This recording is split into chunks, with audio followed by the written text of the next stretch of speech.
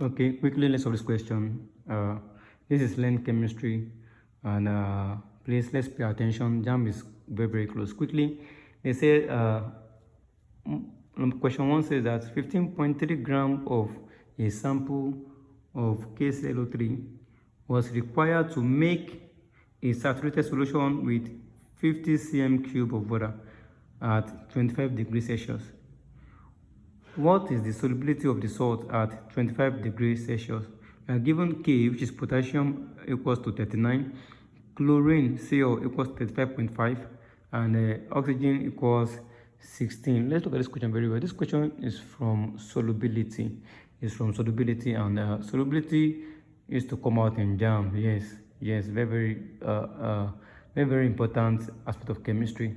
Okay, quickly let's solve this question. Before we continue, let's like, share, and also comment if you understand. And also don't forget to subscribe to our YouTube channel, which is LearnChem.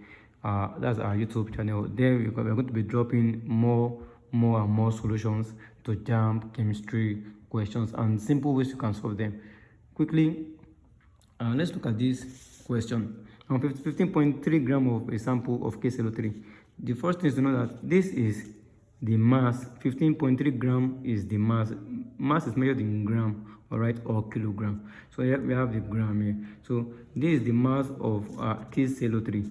They say that it was required to make a saturated solution with 50 cm cube of water, okay, at this temperature. Now quickly, solution without wasting our time. The first thing is to solve the molar mass of KClO3. Now the molar mass of KClO3 equals the potassium, which is 39, plus chlorine, which is 35.5, plus oxygen, which is 16, times 3. All right. Then after that, we are going to add them together. If we add them together, we're going to have 122.5. all right. Now this will be in gram per mole. Don't forget that we solved this question, we solved this particular one as molar mass, so it's going to be in gram per mole. Measure the molar mass. Okay, so when we get 122.5 gram per mole, then we can go ahead to solve our number of mole. So our number of mole, which is n, or you can say number of mole equals mass over the molar mass. Okay, so since we are given our mass, this we can use this particular formula. So our mass is 15.8 grams. So 50.3 gram over the molar mass is 122.5 gram per mole. All right. So gram is going to cancel gram. So we are going to say 15.3 over 122.5.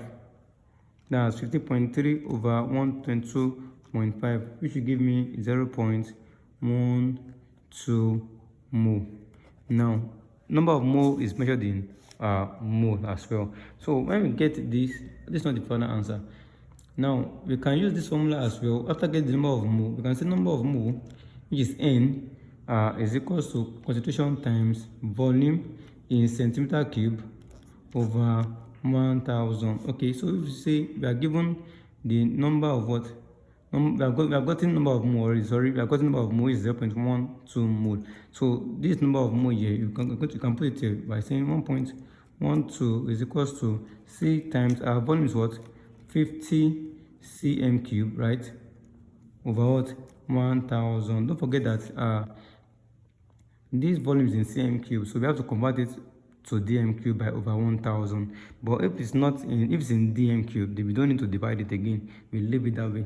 So that way we can say over 1. So c times 50 will give me 50 c is equals to what? 1000 times 1 point 0 point times 0.12 times 0.12. So that way we can say 1000 times 0.12, which will give me 120. So that 50c equals 120. All right, so we can make C should be the formula by dividing both sides by 50 by 50. So C is equals to 2.4. Okay, C is equals to 2.4 mole dm cube. So that's our final answer, 2.4 mole dm cube. Now we have 2.5 here, 2.5 mole dm cube. Now at some point I've rounded up the at some point I did not round up the number, which is on this side. So that's the reason we have 2.4.